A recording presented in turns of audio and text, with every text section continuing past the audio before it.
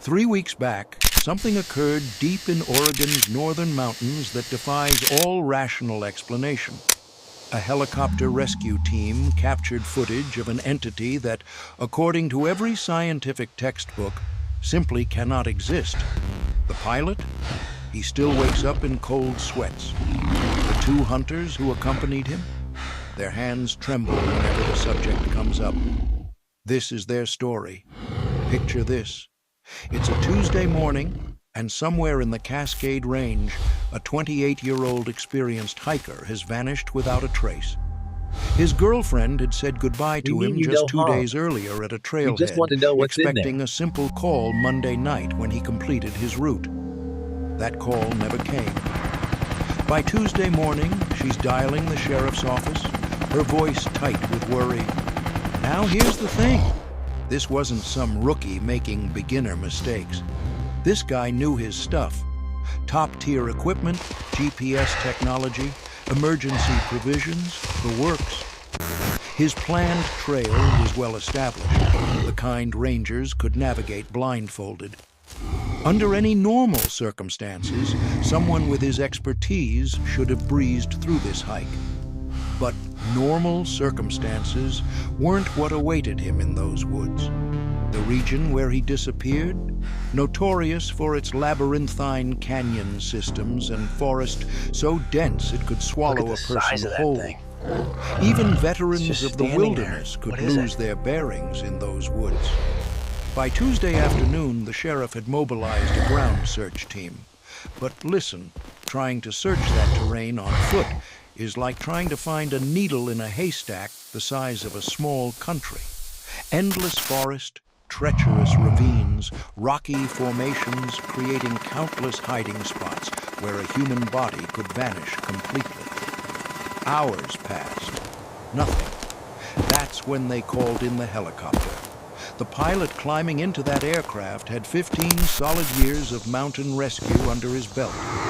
Cliff face extractions, done hundreds, blizzard rescues, routine, lost hikers miles off course. Tuesday afternoon stuff for this guy. Nothing, and I mean nothing, in those 15 years had prepared him for what was about to unfold. 2 local hunters volunteered to come along. These weren't weekend warriors. These were men who'd been reading forest signs since childhood, who understood animal behavior better than most zoologists. The pilot was relieved to have them. Their tracking abilities had saved lives before. The helicopter lifted off around early afternoon under absolutely perfect search conditions. Crystal clear skies, visibility for miles, barely a whisper of wind. From 1,000 feet up, the pilot commanded a view of the forest canopy that stretched to the horizon. The first hour, textbook search pattern, careful grids over the marked trail route, expanding circles around known positions. The hunters scanning constantly with binoculars, searching for any flash of modern camping gear against the earth-toned forest floor. It's moving! Get back! Then they found his campsite, located exactly where his itinerary said it would be. A small clearing beside a gurgling stream. From their aerial vantage point, everything looked normal, almost too normal. Tent properly erected, gear neatly organized, zero signs of struggle or panic. Except the hiker himself? Gone. The pilot circled that campsite multiple times while the hunters examined every detail below. No indication of which direction he'd departed. The forest canopy was too thick to spot footprints or trail markers. The surrounding woods appeared completely undisturbed. They expanded their search pattern, targeting areas where logic suggested a lost hiker might wander. Water sources, natural landmarks, ravines where someone might have fallen, open clearings where an injured person could signal for help, ridge lines offering good visibility. Are you getting this? 2 hours into the search, look at the size they're of it. flying over an especially remote section when one hunter spots movement below. Hold on, Did you see that? Circle back, It's massive. he calls to the pilot. I'm recording Thought this. I saw a bear Just down stay there. still. Bears were common. Seeing one wouldn't normally warrant a second glance. But something about the way this thing moved triggered the hunter's instincts. Something felt wrong. The pilot banks around for another pass, dropping altitude. That's when all three men saw it. Whatever was moving through those trees below, definitely not a bear. It was walking upright on two legs with a purposeful, almost human stride through undergrowth that should have slowed any creature down. Even from several hundred feet up, they could see it was absolutely massive. Easily 8 or 9 feet tall, Just listen to me shoulders for a spanning second. nearly 4 feet. We mean you no Powerful harm, I frame promise. covered entirely in dark brown fur. But here's what made their blood crystallize in their veins. Draped over the creature's right shoulder was unmistakably a human body. Limp, motionless, dressed in hiking gear with a backpack still attached. Even from their altitude, that bright red jacket matched perfectly with what the missing hiker had been wearing. The pilot's training screamed at him to radio their position to ground teams immediately. But the hunters had a different idea. "We need to follow it," one heard. "We have to know where it's going, whether he's still alive." For 20 agonizing minutes, they tracked that creature from above as it navigated terrain that would have been nearly impossible for any human. It was heading toward a series of rocky canyon walls at the forest's far edge, moving with shocking speed and confidence. The pilot had to fly carefully, close enough to maintain visual contact through the thick branches, but not so close they'd be detected.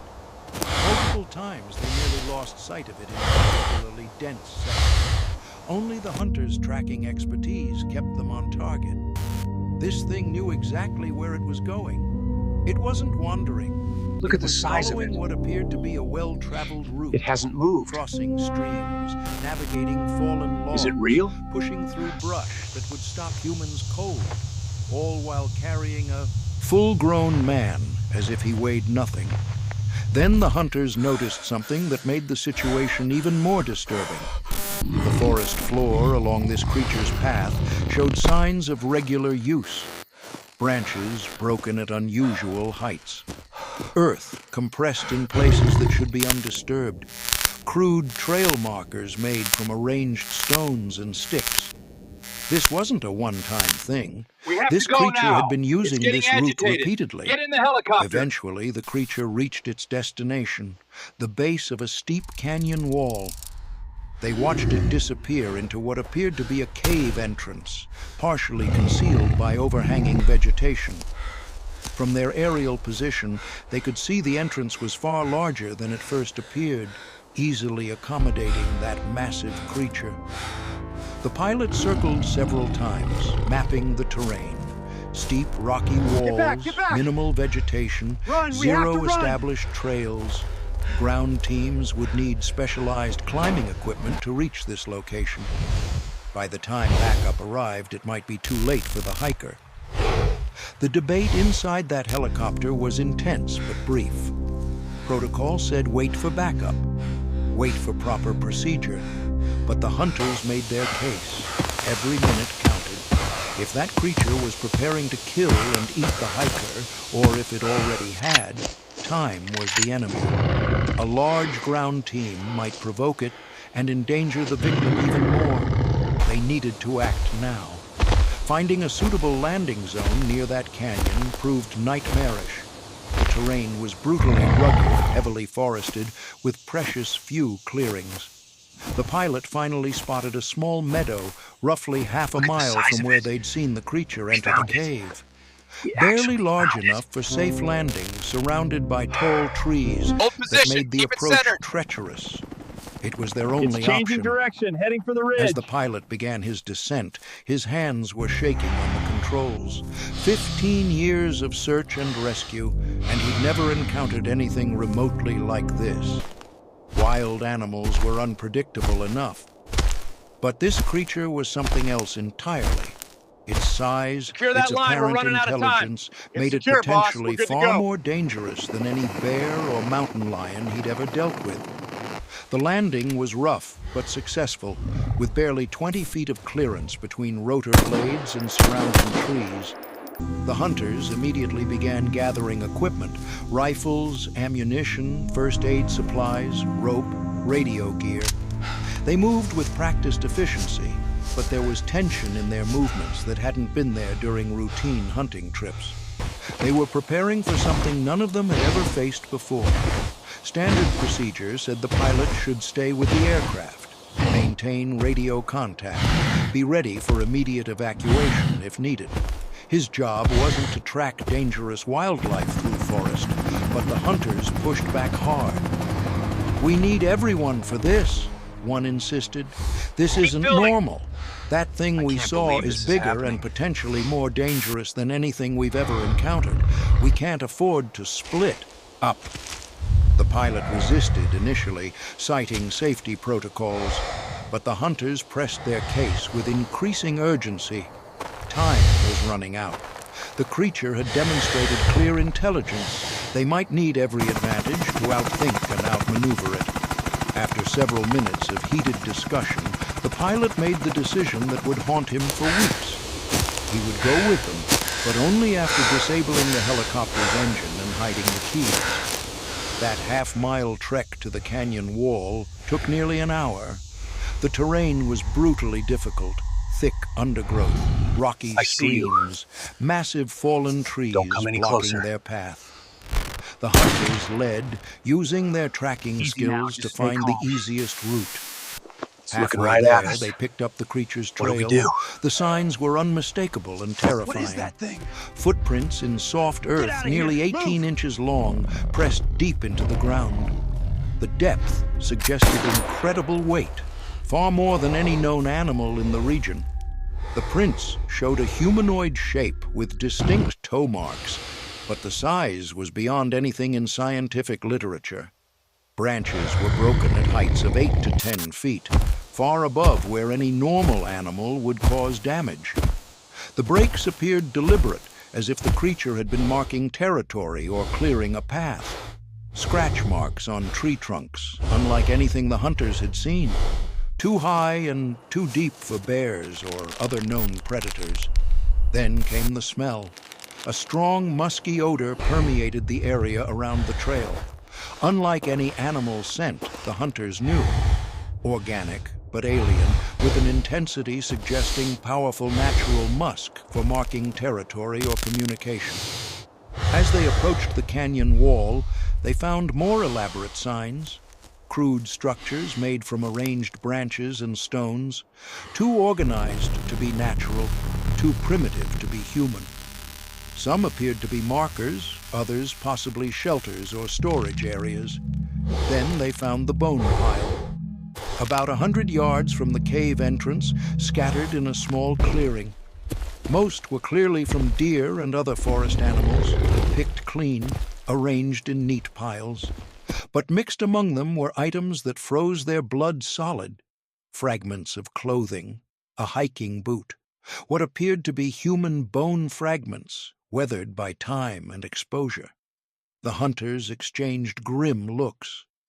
This wasn't the first person the creature had taken. The evidence suggested it had been hunting humans in this area for possibly years. The missing hiker they were trying to rescue might already be dead. They might be walking into a trap. But they pressed forward, moving more cautiously now. This creature wasn't just a wild animal acting on instinct. It was an intelligent predator with established hunting patterns and a proven track record of taking human prey. The cave entrance was massive, nearly 10 feet high, 15 feet wide, carved into the canyon wall, partially concealed by hanging vegetation and strategically placed rocks, making it nearly invisible from most ground-level approaches. Fresh drag marks in the dirt led directly inside, along with those massive footprints. The tracks were so recent that disturbed earth was still settling. Whatever the creature had done with the hiker had happened within the last few hours. The smell from inside was overwhelming. The creature's musk mixed with decay and something else unidentifiable. The hunters covered their noses and mouths with cloth, but the stench was so powerful it made their eyes water. They could hear sounds from deep within, scraping noises, heavy footsteps, what sounded almost like primitive vocalizations. The creature was definitely inside and active. The pilot hung back at the entrance, his fear paralyzing. Everything about this violated his training and common sense, but the missing hiker's life depended on their next actions. One hunter volunteered to scout ahead, while the others maintained position near the entrance. He moved carefully into the cave, using a small flashlight to illuminate the path. The tunnel sloped downward, curved to the right, disappearing into darkness. He returned after just minutes, his face pale with a mixture of fear and excitement.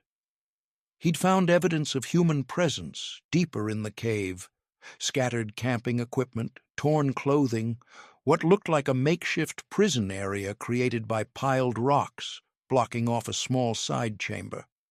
More importantly, he'd heard a human voice calling weakly for help from somewhere deeper in the system. The missing hiker was alive, but his voice sounded weak, distressed, and the sounds of the creature's movement were getting closer to the entrance. It seemed aware of their presence and was investigating. They had to act immediately. Their plan was simple, but incredibly dangerous. Create a distraction to draw the creature away from where the hiker was held, allowing one person to slip past and attempt rescue. Risky? Absolutely. Their only option? Pretty much. The hunters positioned themselves on opposite sides of the cave entrance, using natural rock formations as cover. The pilot, despite his terror, agreed to help create noise and confusion by banging rocks against canyon walls. The goal was to make the creature think they were a larger group attacking from multiple directions. When they began their distraction, the response was immediate and absolutely terrifying. A roar echoed from the depths, unlike anything any of them had ever heard. Deeper and more powerful than any bear, but with an intelligence and fury that was unmistakably conscious and aware. The creature was angry, and it was coming. Heavy footsteps pounded through the cave system, getting closer with each passing second. The hunters could see a massive shadow moving in the darkness beyond their flashlight beams. When the creature finally appeared at the cave mouth, all three men froze in absolute terror. The thing was even larger than it had appeared from the helicopter. Standing upright, easily 9 feet tall, with shoulders nearly 4 feet wide.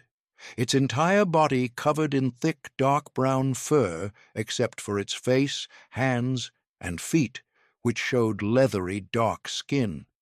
Its arms were disproportionately long, reaching nearly to its knees when standing erect. But the face was what disturbed them most.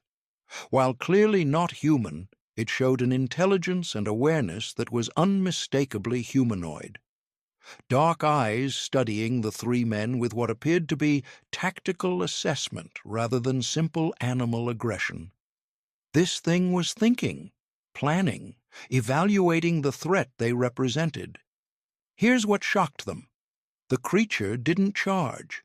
Instead, it positioned itself defensively at the cave entrance, blocking their access while studying their positions and weapons. It made low, rumbling vocalizations that sounded almost like attempts at communication, though in no recognizable language.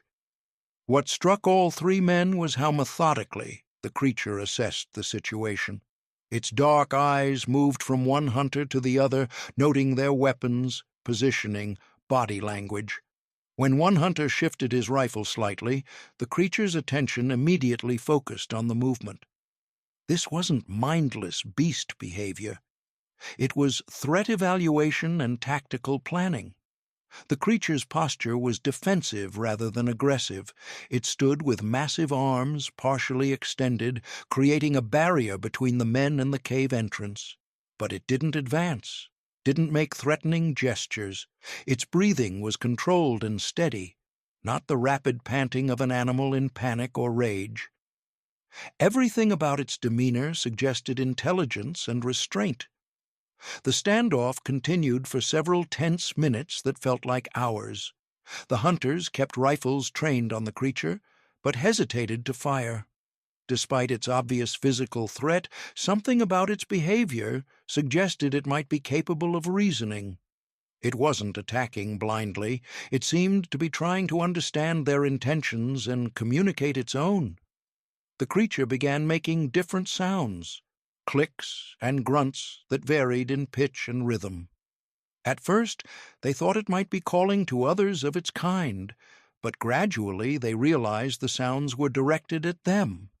The creature was trying to communicate using a complex system of vocalizations that suggested language rather than simple animal noises.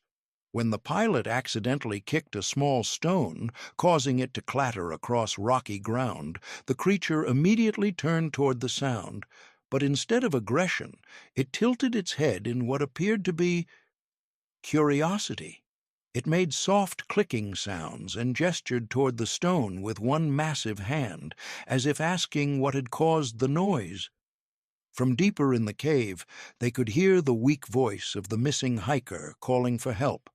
The sound seemed to agitate the creature, which turned toward the voice and made what sounded like warning calls. But the tone wasn't threatening. It sounded more like a parent, trying to calm a frightened child. The creature looked back at the three men and made gestures toward the cave, as if trying to explain something about the person inside. This behavior was puzzling and contradicted everything they'd expected.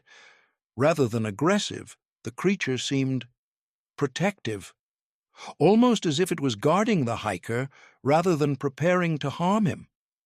When the hiker's voice grew weaker, the creature showed what could only be described as concern, shifting its weight from foot to foot, making soft, worried sounds.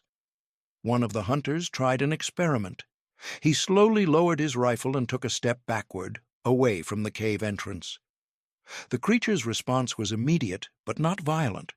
It relaxed its defensive posture slightly and made what sounded like approving noises. When the hunter raised his rifle again, the creature tensed and resumed its guarding position. It was clearly responding to their threat level and adjusting its behavior accordingly. The pilot, despite his fear, began recognizing patterns in the creature's vocalizations. Certain sounds seemed associated with specific gestures or situations. When the creature gestured toward the cave and made low, gentle sounds, it seemed to be trying to reassure them about something. When it heard the hiker's voice and responded with clicking sounds, it appeared to be communicating with the person inside. This realization changed everything. The creature wasn't holding the hiker prisoner in the traditional sense. It was protecting him. But from what? And why wouldn't it allow them to help? Those questions would have to wait because time was running out for the injured man inside. During a brief moment when the creature turned slightly to respond to another call from the hiker, one of the hunters managed to slip around the side of the cave entrance. He moved with stealth that came from decades of hunting experience, using natural rock formations and shadows to conceal his movement. The creature's attention was focused on his companions. It didn't notice the flanking maneuver. Moving carefully through shadows, the hunter worked his way into the cave system, using a route the creature couldn't see from its position. He found a narrow entrance, partially concealed, probably a secondary opening for ventilation or escape. It required squeezing through a gap between two large rocks, but it provided access without alerting the guardian at the main entrance. The rescue attempt was absolutely harrowing. The hunter had to navigate a maze of tunnels and chambers, following the sound of the hiker's voice while trying to avoid detection. The cave system was far more extensive than they'd realized, multiple levels and branches that could have hidden dozens of people. The secondary entrance led into a narrow passage sloping downward at a steep angle. The hunter had to use his flashlight sparingly to avoid creating light that might alert the creature. The walls were smooth rock-worn by years of water flow, floor covered with soft earth that muffled his footsteps. As he moved deeper, he began understanding the sophistication of the creature's domain. The tunnels weren't random formations, they appeared deliberately modified and improved. Loose rocks cleared from pathways, natural shelves in rock walls, organized with what looked like stored supplies, roots, berries, other food items carefully arranged and preserved. The air was surprisingly fresh, suggesting a complex ventilation system drawing air from multiple surface openings.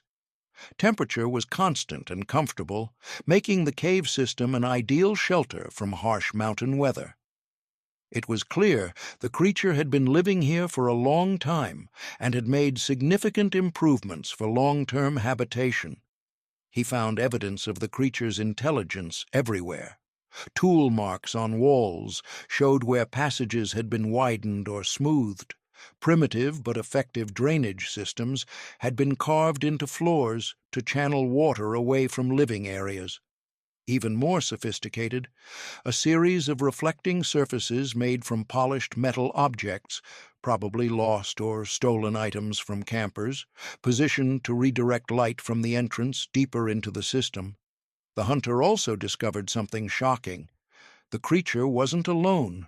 Signs of other inhabitants were everywhere. Smaller footprints, different sleeping areas, evidence of a complex social structure. Some footprints were much smaller, suggesting young creatures. Others showed variations in size and gait, indicating multiple adults. This wasn't a solitary monster. It was a family group with an organized society. Following the sound of the hiker's voice led him through several chambers clearly designated for specific purposes. One area appeared used for food preparation. Stone tools arranged on flat rock surfaces, evidence of controlled fires. Another chamber contained what looked like sleeping areas, with beds made from gathered vegetation and animal furs arranged in neat rows. Most disturbing was a chamber dedicated to human artifacts. Backpacks, clothing, camping equipment, personal items, carefully arranged and sorted. Some items showed signs of age and weathering, suggesting they'd been collected over many years. But rather than being destroyed or scattered, everything was organized and preserved, almost like a museum collection. The hunter finally found the missing hiker in a small chamber that had been partially sealed off with rocks and debris, but not in the way they'd originally thought. The barrier wasn't designed to keep the hiker prisoner. It was meant to protect him from deeper parts of the cave system, more like a hospital room than a prison cell, with soft bedding made from gathered materials and easy access to water from a small underground stream. The hiker was conscious but badly injured, dehydrated despite having access to water, with what appeared to be a broken leg and numerous cuts and bruises, showing signs of careful tending. Someone had cleaned and dressed his wounds using primitive but effective techniques, had been providing him with regular food and water to keep him alive. The hiker's story was even more bizarre than what they'd witnessed. According to him, he'd fallen into a ravine while trying to take a photograph and injured his leg in the fall. Unable to climb out, with his cell phone damaged, he'd resigned himself to waiting for rescue or death. But instead of dying, he'd been found by the creature. Rather than attacking him, it had carefully lifted him out of the ravine and carried him to the cave. For the past 2 days, it had been bringing him water and food, mostly berries and roots, but enough to keep him alive. The hiker insisted the creature had shown no intention of harming him. While it had prevented him from leaving the cave, it had also tended to his injuries as best it could and protected him from other predators in the forest. The makeshift prison was more like a shelter, designed to keep him safe while his injuries healed. This revelation changed everything about the rescue operation. The creature wasn't a mindless predator. It was an intelligent being that had been trying to help the injured hiker in the only way it knew how.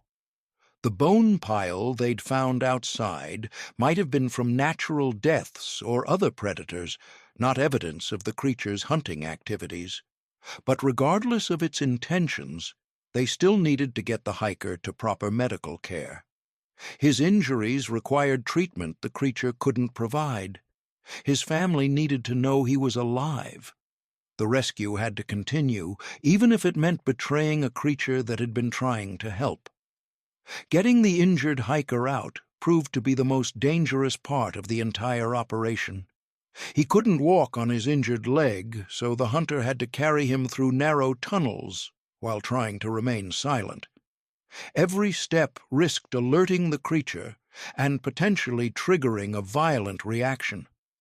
The journey back through the cave system was a nightmare of careful navigation and suppressed panic. The hunter had to retrace his route through passages that seemed much narrower when carrying another person. Several times they had to stop and rest when the injured hiker's pain became too intense, risking discovery with each delay. The most terrifying moments came when they heard the creature moving through main tunnels nearby. Its heavy footsteps would echo through rock passages, sometimes coming close enough that they could hear its breathing and low vocalizations. During these encounters, they would freeze in whatever position they were in, barely daring to breathe until the sounds moved away. At one point, they became completely lost in the maze of passages. The hunter had been so focused on avoiding detection that he'd missed a crucial turn and led them into an unfamiliar section. With the injured hiker growing weaker and their situation becoming increasingly desperate, they had to risk using the flashlight more frequently to find their way back. Then disaster struck. They triggered what appeared to be some kind of primitive alarm system. The creature had arranged loose rocks in certain passages that would clatter and fall if disturbed. When the hunter accidentally kicked one of these warning systems, the sound echoed through the caves like a gunshot. The creature immediately knew they were there. The response was immediate and terrifying. They could hear the creature roaring with what sounded like rage and betrayal, its heavy footsteps pounding through main tunnels as it searched for intruders. The sound was so close and so powerful that rock dust began falling from the ceiling. They could feel vibrations through the cave floor. Meanwhile, his companions at the cave entrance were running out of ways to keep the creature distracted.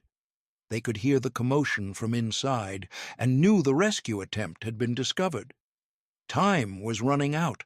The two remaining hunters had to make a split-second decision about whether to enter the caves to help their companion or maintain their position. The pilot, despite his terror, volunteered to create additional noise and distraction by throwing rocks and shouting. As the creature moved deeper into the caves, its vocalizations changed from earlier attempts at communication to sounds of pure fury. The intelligence was still there, but now it was focused on tracking down whoever had invaded its domain and threatened its protected charge. The extraction took nearly 30 minutes of careful movement, with each minute feeling like an hour. The hunter carrying the injured hiker had to rest frequently. Several times they had to hide in chambers when they heard the creature moving nearby. The injured man remained conscious throughout, clearly in severe pain from being moved, occasionally letting out small sounds of distress that they feared might give away their position. The most harrowing moment came when they were nearly at the secondary entrance and could see natural light filtering in from outside. They heard the creature approaching their hiding spot. Its breathing was heavy and angry as it searched for them. They pressed themselves against the cave wall in a narrow crevice, barely breathing as the massive shadow passed by their hiding place. The creature paused just feet away from where they were hidden. They could hear it sniffing the air, trying to detect their scent. Its breathing was controlled but intense. They could hear small sounds as it examined the passage where they'd passed. For several eternal minutes, they were certain they'd been discovered and were preparing for a confrontation in the confined space. But then the creature moved on, apparently satisfied that this particular passage was empty. They waited several more minutes before daring to move, then progressed with extreme caution toward the entrance. When they finally reached the cave entrance, the creature was nowhere to be seen, but they could hear it somewhere in the depths, still searching. The other hunters quickly helped carry the injured hiker away from the cave and toward the helicopter, moving as quickly as terrain would allow while trying to minimize noise. But they hadn't gone more than 100 yards before they heard the creature behind them. It had discovered their deception and was pursuing them through the forest. The sounds of its approach were terrifying, crashing through underbrush, roaring in what sounded like rage and betrayal, gaining ground despite their head start. The creature's pursuit was unlike anything they'd ever experienced. It wasn't just chasing them. It was hunting them with intelligence and strategy. Instead of following their exact path, it took parallel routes through the forest that would allow it to cut them off before they reached the helicopter. They could hear it moving through trees on both sides of their escape route, sometimes ahead of them, sometimes behind, but always getting closer. Several times during the pursuit, they caught glimpses of the massive form moving through forest with impossible speed and agility. Despite its enormous size, it moved through undergrowth like a shadow, barely disturbing vegetation as it maneuvered to intercept them. The contrast between its bulk and its grace was terrifying and mesmerizing. The creature's vocalizations during the chase were complex and varied, ranging from roars of anger to what sounded almost like calls of distress. Sometimes it seemed to be trying to communicate with them, making the same clicking and grunting sounds they'd heard at the cave entrance. But now those sounds carried undertones of betrayal and loss that were unmistakably emotional. The race back to the helicopter was the longest half-mile any of them had ever experienced. Carrying an injured man through difficult terrain while being pursued by an enraged creature pushed all of them beyond their physical limits. The pilot, despite his fear, proved invaluable in helping clear obstacles and navigate the route back to their landing site, using his knowledge of the terrain from their earlier aerial survey. They could hear the creature getting closer with each passing minute. It was faster in the forest than they were, unencumbered by an injured person and far more familiar with the terrain. Its pursuit was relentless, but also seemed calculated. It appeared to be herding them toward the helicopter rather than trying to stop them entirely, as if it wanted them to leave its territory with their rescued companion. The final sprint across the meadow to the helicopter was pure terror mixed with desperate hope. The creature emerged from the tree line just as they reached the aircraft, roaring its fury at their escape. But rather than attacking, it stopped at the edge of the clearing and watched as they loaded the injured hiker into the helicopter. In those final moments, before takeoff, all of them got their clearest look at the creature. Standing in full daylight at the edge of the meadow, it was even more impressive and terrifying than they'd imagined. Its massive frame was perfectly proportioned, with muscle definition visible even through thick fur. But it was the creature's face that haunted them. Not just anger, but genuine sadness and loss, as if it understood exactly what was happening and why. The creature made no attempt to attack the helicopter or prevent their escape. Instead, it stood watching them with what could only be described as resignation, occasionally making the same vocalizations they'd heard earlier, but now with a tone of mourning rather than communication. It was saying goodbye to the injured human it had been protecting, and its grief was unmistakable. The pilot had never started an aircraft so quickly in his life. The engines spun up in record time. They were airborne within minutes of reaching the helicopter, As they lifted off, all of them looked back at the meadow where the creature still stood, watching their departure with what appeared to be sadness rather than anger. The flight to the nearest hospital took 40 minutes, during which the injured hiker remained conscious and coherent, continuing to insist that the creature had saved his life and had never shown any intention of harming him. Without its intervention, he would have died in that ravine. The medical team at the hospital confirmed that the hiker's injuries, while serious, were not life-threatening. His broken leg would require surgery and weeks of recovery, but he would make a full recovery. More importantly, his vital signs showed that he'd been adequately hydrated and nourished during his captivity, supporting his claims about the creature's care. The official report filed with search and rescue authorities mentioned the successful recovery of the missing hiker, but provided minimal details about the circumstances of his rescue. The three men agreed to keep the full story confidential, partly to protect the creature from potential hunters or researchers, and partly because they knew no one would believe them anyway. But the pilot couldn't stop thinking about what they'd witnessed. The intelligence and apparent compassion shown by the creature challenged everything he thought he knew about wildlife.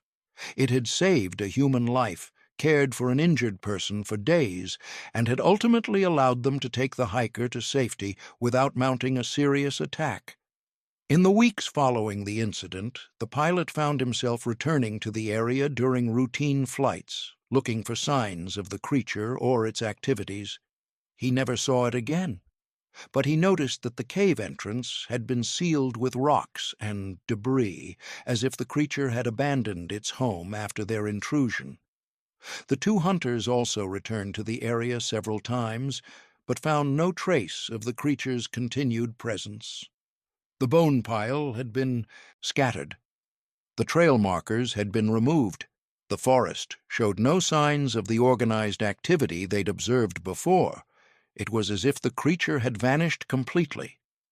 The injured hiker recovered fully from his ordeal and returned to hiking within 6 months. But he never again ventured into the remote areas where he'd encountered the creature. He spoke occasionally about his experience to close friends, always emphasizing the creature's gentle treatment and apparent intelligence. The three men who participated in the rescue developed a bond that went beyond their shared experience. They met regularly to discuss what they'd witnessed and to debate the implications of the creature's behavior. None of them had ever encountered anything in their previous wilderness experience that prepared them for what they'd seen. The pilot eventually retired from search and rescue work, citing the physical and emotional demands of the job. But those who knew him well suspected that his decision was influenced by the knowledge that he might someday encounter something similar again, and he wasn't sure he had the courage to face it. The hunters continued their activities in the forest, but avoided the area around the canyon where they'd found the creature. They occasionally heard stories from other outdoorsmen about strange sounds or unusual signs in the wilderness, but never found evidence of the creature's continued presence in the region. The incident raised questions that none of them could answer satisfactorily. Was the creature unique, or were there others like it living in remote areas of the forest? Had it learned its behavior toward humans through previous contact, or was compassion a natural part of its character? Most importantly, had they done the right thing by taking the hiker away from a creature that was trying to help him? The injured hiker's recovery was complete, and he was grateful to be reunited with his family. But he often wondered about the fate of the creature that had saved his life. He hoped it had found a new home, somewhere safe from human interference, where its intelligence and apparent kindness wouldn't be seen as a threat. The helicopter pilot kept the footage he'd captured during the initial search, but he never shared it with anyone outside the small group involved in the rescue. The images were clear enough to prove the creature's existence, but were too precious and potentially dangerous to release to the general public. Years later, all three men continued to be affected by their experience.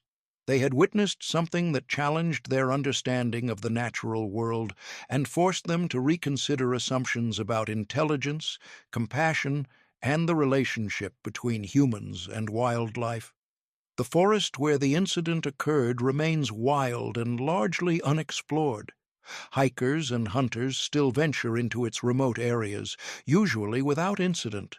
But occasionally, someone reports unusual sounds or signs that suggest they are not alone in the wilderness. Whether the creature they encountered was unique or part of a larger population remains unknown. But for three men who witnessed its intelligence and compassion firsthand, the experience proved that the natural world still holds mysteries that science has yet to explain or understand. The missing hiker they rescued has never forgotten the creature that saved his life. Despite the fear and confusion of his captivity, he remains convinced that he encountered a being of remarkable intelligence and unexpected kindness. His story serves as a reminder that not all monsters are what they appear to be, that sometimes the most frightening encounters can reveal the most profound truths about the world around us, and that in the deepest, darkest corners of the wilderness there may still exist creatures that challenge everything we think we know about the boundaries between human and animal, between monster and protector, between fear and compassion. The mountains keep their secrets. But for those who've seen what lies hidden in those ancient forests, the question isn't whether such things exist. It's whether humanity is ready to accept that we share this world with beings we can barely comprehend, beings that might possess qualities we once thought belonged only to ourselves. What happened in those Oregon mountains 3 weeks ago wasn't just a rescue mission, it was a revelation, and it changes everything.